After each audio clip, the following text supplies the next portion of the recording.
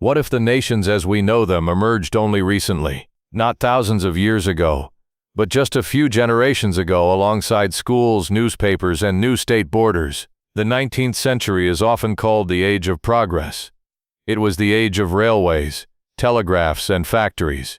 Enormous railway stations rose in London, Paris, Vienna, and St. Petersburg. Cathedrals towered over the streets, cast iron bridges spanned rivers, cities gained gas lighting, running water, and the first subway lines. But behind this facade lay a different reality.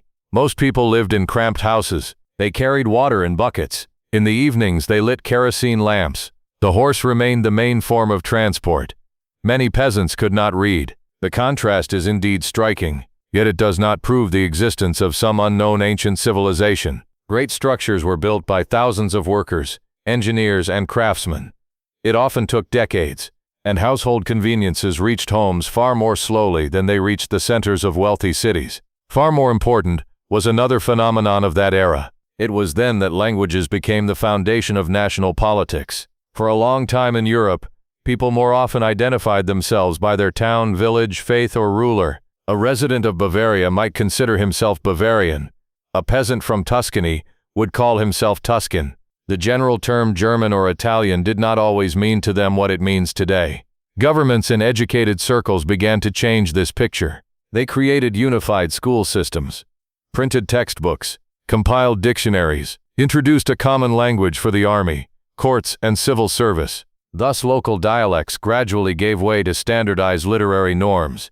The Czech national revival became a vivid example. At the end of the 18th century, the language of Prague's educated residents was often German, but Czech speech did not disappear. It was preserved in families, villages, songs, and old books.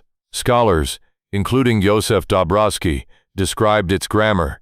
Writers created a new literature. Schools helped spread a common version of the language. Finland followed a similar path. Different dialects existed there. They sometimes differed noticeably from one another. Elias Lönnrot collected folk songs and published the epic Kalevala. This happened in 1835. The book did not create the Finnish language from scratch, but it became an important symbol. Later, teachers, publishers, and officials strengthened the literary norm. The most curious thing is that language can become more than merely a means of communication. It becomes proof of a shared destiny. Through it, people are told who their ancestors were, which heroes they should be proud of, and which land they should regard as their own. This is how the national imagination is born. It rests on real traditions, but often selects from the past only the pages it needs. In 1848, a wave of revolution swept across Europe. Hungarians, Poles, Italians, Germans, Romanians, and other peoples demanded rights and self-rule. This was not a sudden reset of consciousness. The causes had been building for a long time. People were angered by taxes, estate-based restrictions, censorship, and the power of empires foreign to them. But language gave these protests a powerful voice. Newspapers were printed in it. Orators spoke in it. Poems that people knew by heart were written in it. When a child learned a common language at school, they began to feel connected to people they had never met. This is how modern nations took shape. Many myths grew up around this process. Some authors claim that in the 19th century, someone deliberately invented all languages and divided a united humanity. As evidence, they cite similarities in architecture, wars, epidemics, and the appearance of new textbooks. But the facts point to a more complex history. Languages do not arise by decree in a single day. Ukrainian, Czech, Finnish, Estonian, Bulgarian, and Romanian speech existed long before modern grammars appeared. Linguists did not create them out of nothing. They recorded living speech, compared dialects, and selected rules for print and education. Wars and epidemics did indeed change the world. The Napoleonic Wars, the famine in Ireland, the Crimean War, the uprising in India, the Civil War in the United States of America. Millions of people died, fled their native places, or moved to other countries. Such tragedies destroyed familiar ways of life. But they were not proof of a secret plan to reduce the population. The 19th century did not divide humanity with a single blow. It created conditions in which language, school, army, and newspaper became stronger than old local ties. People began to think of themselves as part of larger nations. This process brought culture and the right to a distinct identity. But along with that, it gave rise to conflicts, borders, and a struggle over whose history would be considered paramount. Supporters of this version believe that in the 19th century, the authorities did not merely change laws and borders. In their view, they were creating a new picture of the past. There was no longer any room in it for a single civilization. Dates were allegedly pushed back into the distant past. Peoples were given separate histories. Each was told that its path had been unique and very ancient. But here it is important to distinguish hypothesis from fact. Historians do not support the idea that humanity is only a few centuries old. Archaeology, written sources, and genetics point to a far longer history. However, the very mechanism by which national memory is formed truly deserves attention. In the first half of the 19th century, the states of Europe, the Russian Empire, and America began building mass school systems. Previously, children were more often taught at home, in church, or by private tutors. Now education became a task of the state. School provided a common language. It also taught the country's geography, literature, and history. This was how a sense of belonging to the nation was formed. This was not necessarily a conspiracy, but it was a very powerful tool. Older people preserved local dialects, family legends, and their customary way of life. Children received a single textbook. They memorized common dates. They studied approved rules of speech. Gradually, the state's view of the past became the dominant one. By the way, if you are interested in such details, subscribe to the channel. Here we examine not only sensational theories, but also the real mechanisms that influenced history. Supporters of alternative chronology also see a mystery in 19th century technology. It was an age of steam engines, railways, telegraphs, and photography. The pace of change was enormous. At the same time, early buildings from the era impress with their stonework and intricate decoration. Cast iron bridges, pavilions, and staircases required precise calculations. Later, architecture in many cities became simpler.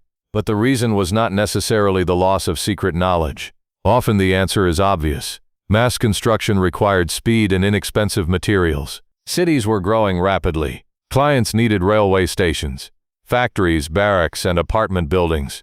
The craftsmen did not disappear. Manual labor simply became too expensive. It was replaced by standards, machines, and standardized designs. Old photographs also often raise questions. In the images, streets appear empty. Squares look deserted. It creates the impression that huge capitals suddenly became depopulated. But early photography had an important feature. Exposure could last several seconds, and sometimes longer. A person in motion did not have time to register on the photographic plate. Carriages and passers-by turned into blurry shadows or disappeared altogether. Therefore, an empty street in an old photograph does not yet prove the absence of residents. The subject of family genealogies is no less important. Many families really do lose track of their ancestors at the turn of the 18th and 19th centuries. Archives burned, documents deteriorated, wars changed borders, city names and record-keeping rules. But the mass granting of noble titles in the 19th century was also a real phenomenon. Monarchs rewarded officials, military men, and industrialists. This was how the authorities attracted new people to their side. For some, it looked like a renewal of the elite. For others, like the creation of a convenient support base for the regime. Dating methods require particular caution. Radiocarbon analysis does not produce an arbitrary date and does not have a fixed error of several centuries. Its results are compared against calibration scales. The method has limitations. They depend on the age of the sample and the conditions in which it was stored. Dendrochronology also checks dates through tree rings. Stratigraphy studies the order of cultural layers. Every method can be wrong. That is why researchers compare several independent sets of data at once. The debate over languages is even more interesting. English, Russian, Hindi, German, and many other languages really do have common roots. Linguists call this group Indo-European. Mainstream scholarship speaks of an ancient common ancestor of these languages. Alternative authors claim that the split happened much later. They suggest that schools, grammars, and new alphabets may have accelerated the differences. In the 19th century, states did indeed actively establish literary norms. Some dialects were declared correct. Others were considered local or common speech. This changed language faster than natural oral speech would. But claims of secret orders deliberately intended to divide peoples require reliable sources. There is a quote online attributed to the official Ivan Anuchin. It speaks of creating separate writing systems in order to divide peoples. The authenticity of this text and the history of its publication have not been confirmed by authoritative archival evidence. Yet the policy of dividing and uniting languages is well known, even without secret memoirs. Empires tried to govern many peoples. In some places, the authorities supported local schools. Elsewhere, they introduced a single state language. These decisions often strengthened national movements. This happened in Austria-Hungary. It happened in the Balkans. The Ottoman Empire was losing territories, while new states were building their own textbooks and pantheons of heroes. And almost everywhere, a similar narrative emerged. An ancient people, a period of foreign rule, a struggle for freedom, then an independent state. This narrative could be based on real events, but it also became a political tool. That is precisely why the history of education, language, and memory is so important. It shows how people learn to see themselves as part of a nation, and how the past becomes the foundation of the present. A heroic narrative can inspire a people and give them a sense of unity. But it has a dangerous side. It easily turns neighbors into hereditary enemies. Serbs are reminded of Turkish rule, Bulgarians of disputes with Greeks, Romanians of conflicts with Hungarians. This is how the principle of division works. Each group is offered its own pain, its own heroes, and its own list of grievances. In the 19th century, nation-states were built precisely on such stories. They were created not only by rulers, writers, school teachers, priests, newspaper editors, and university professors also took part in this, but this still does not mean that the entire process was controlled by a single secret center. Many conspiracy theories have grown around this period. They feature Freemasons, Illuminati, Jesuits, and closed clubs of influential people. Bankers, industrialists, and politicians did indeed meet in private societies. They discussed trade, wars, elections, and colonial projects. However, meetings of elites alone do not prove the existence of a global plan. People often recall the so-called Committee of 300. It is described as a hidden organization that supposedly controls the economy and politics of the entire planet. There are no reliable historical documents concerning such a structure. This is important to remember. The Fabian Society in Britain, however, really did exist. It was founded in 1884. The Fabians openly advocated gradual social reforms. They did not hide their books or programs. Their ideas influenced the British labor movement and the future Labour Party. But supporters of alternative history go further. They suggest that the division of peoples is driven not merely by states and elites. In their version, humanity is controlled by an unknown force. Sometimes it is attributed an extraterrestrial origin. Sometimes people speak of descendants of an ancient civilization that survived a catastrophe. Such hypotheses sound striking, but they are not supported by verifiable sources. And yet questions about the past remain, especially where old maps, chronicles, and archaeological finds allow for different interpretations. One of the most popular arguments concerns demographics. The population of Earth around the year 1800 is estimated at roughly 1 billion people. By the beginning of the 20th century, it had reached about 1.6 billion, not 2 billion, as is sometimes claimed in sensational videos. The growth was noticeable, but not instantaneous. The explanation is entirely earthly. Sanitation and nutrition improved. Railways developed. Grain began reaching famine-stricken regions more quickly. Access to medicine slowly expanded. Infant mortality was still terribly high, but it gradually declined. Wars, epidemics, and famine claimed millions of lives. That is true, yet families often had 6, 8, or more children in those days. Therefore, the total population continued to grow. Old censuses were inaccurate, especially in colonies and rural areas, but there is no reason to believe that statisticians concealed a global extinction. By the way, if you are interested in details like these, subscribe to the channel. Here we separate real historical mysteries from versions that sound compelling but do not withstand fact-checking. Now about Tartary. European maps of the 17th and 18th centuries do indeed contain names such as Great Tartary, Muscovite Tartary, Tartary. To a modern viewer, this looks like the designation of a vast vanished empire. But an old name on a map does not always mean a single state. European geographers often called Tartary the vast and poorly explored lands of northern and central Asia. The word came from the ethnonym Tatars, which was applied very broadly in the West. It sometimes included different peoples of Siberia, the steppes, Mongolia, and the Far East. Maps could mark regions, rivers, cities, and even presumed borders. But this does not prove the existence of a single authority stretching from the Volga to the Pacific Ocean. In the 19th century, the term disappeared as geographical knowledge became more precise.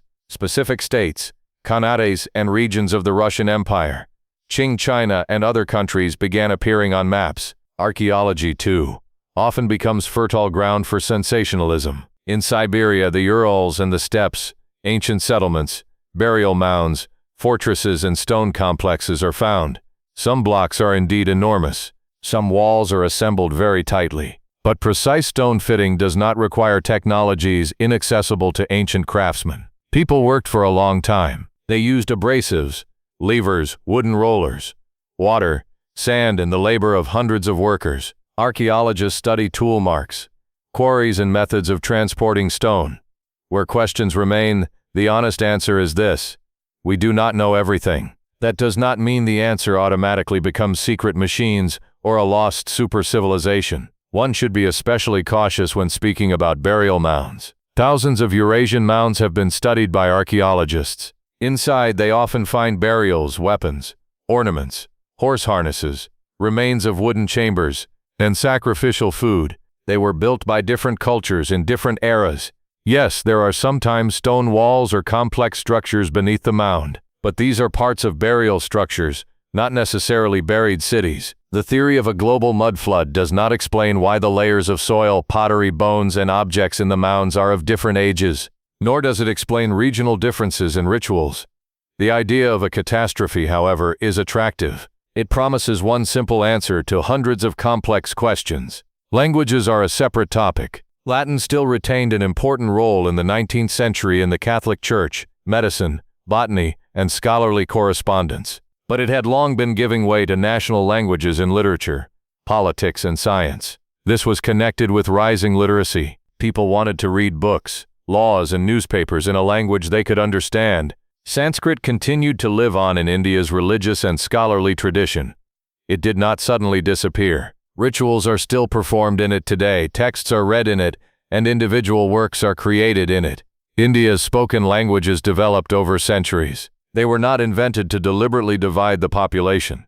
The situation is similar with Arabic. Spoken dialects existed long before modern times. Egyptian, Levantine, Iraqi, and Maghribi varieties changed naturally. At the same time, literary Arabic still unites the press, education, official documents, and religious tradition. What about people who tried to rewrite all of history? In 1882, the American writer Ignatius Donnelly published the book Atlantis, the Antediluvian World. It became popular. Donnelly collected myths about floods, ancient gods, and lost lands. He considered them traces of a real Atlantis. However, Donnelly did not claim to prove that a global catastrophe took place around the year 1800. That is a later interpretation of his ideas. Flood myths are widespread, but they have different origins. People often settled near rivers and seas. Floods were part of their everyday lives and memories. Nikolai Morozov proposed radically shortening historical chronology. He tried to compare ancient texts with astronomical phenomena. His work provoked controversy, but specialists pointed out selective calculations and errors in interpreting sources. Modern dating of the past does not rely on a single chronicle. It uses archaeological layers, radiocarbon analysis, dendrochronology.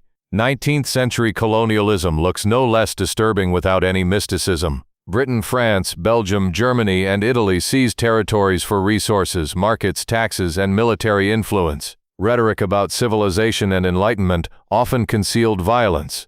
Colonial administrations removed valuables. They suppressed uprisings. They changed local systems in the interests of the metropolises. Egyptian antiquities were taken to Europe on a massive scale. Obelisks, statues, papyri, and sarcophagi filled museums in Paris, London, and other cities. This was both scientific interest, prestige, and the direct appropriation of cultural heritage. But the injustice of colonial plunder does not require inventing a secret civilization. The ancient Egyptians left behind quarries, tools, inscriptions, workers' settlements, and unfinished monuments. All of this shows how temples, obelisks, and pyramids were made.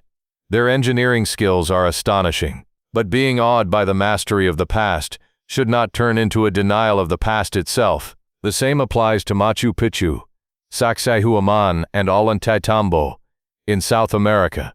The Incas knew how to work stone with incredible precision. The Spanish found some of the cities abandoned or ruined, but that does not mean there were no builders. Their descendants preserved traditions, languages, and memory despite colonial violence. The turning point for the climate was not 1813, but 1816. It was called the year without a summer. The main cause was the powerful eruption of Mount Tambora in Indonesia a year earlier. Ash and aerosols entered the atmosphere.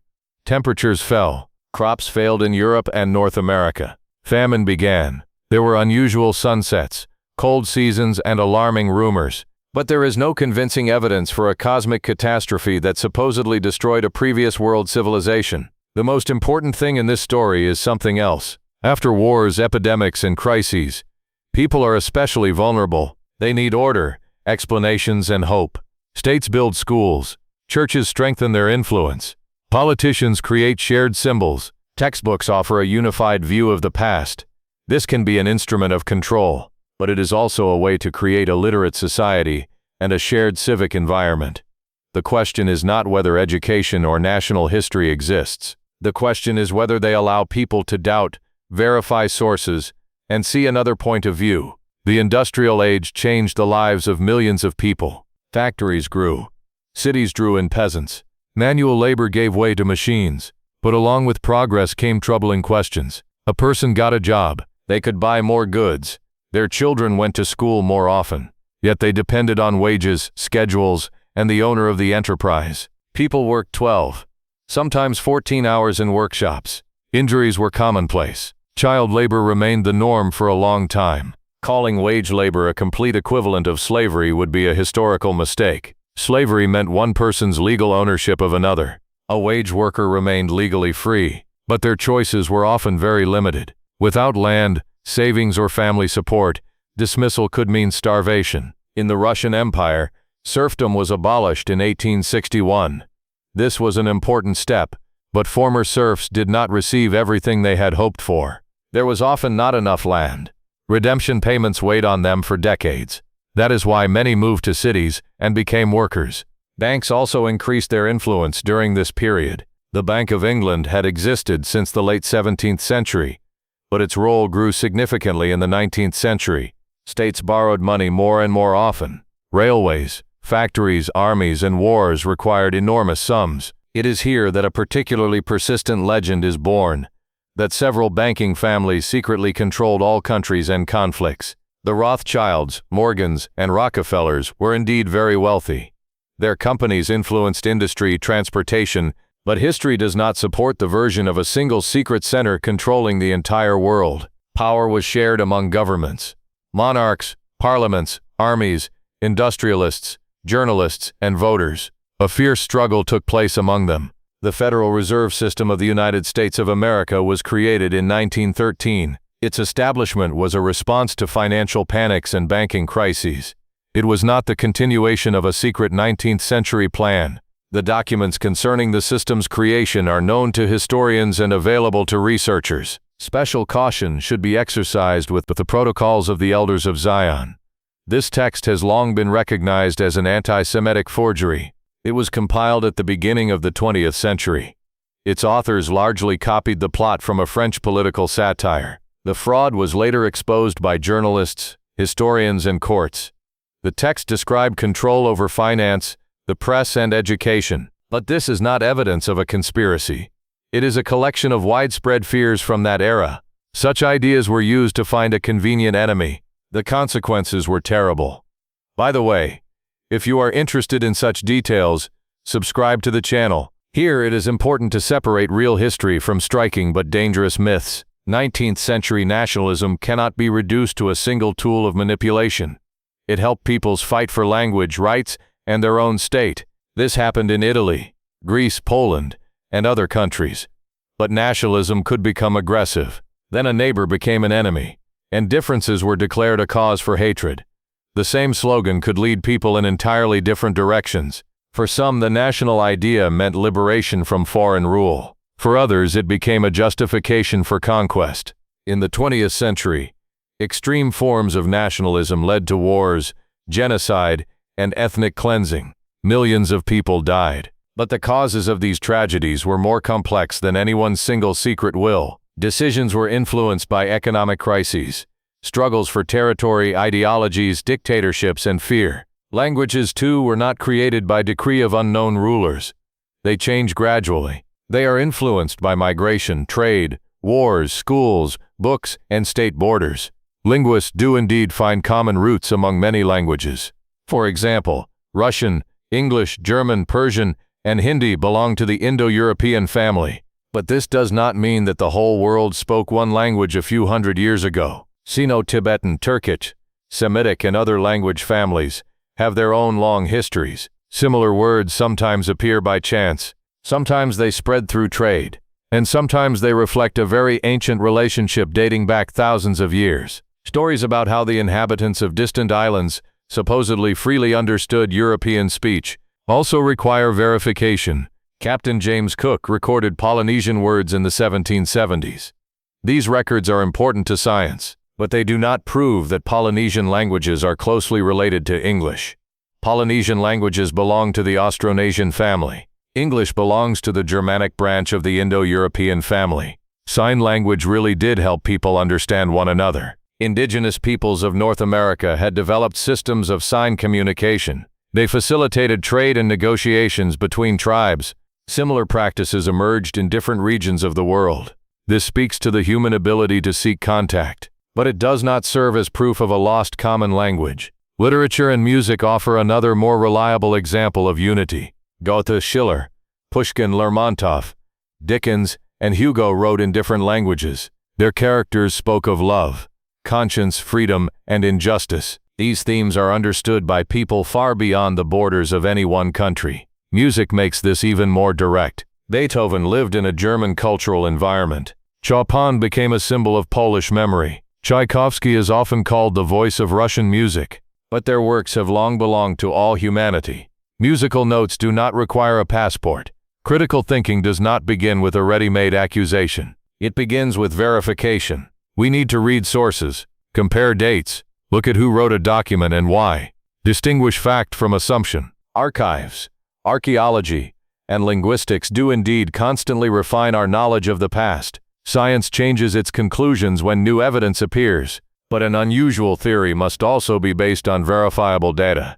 Human unity does not require inventing a secret common empire or rejecting history altogether. It begins with simpler things: learning languages, talking to people from other cultures, not transferring blame for the actions of authorities onto entire peoples.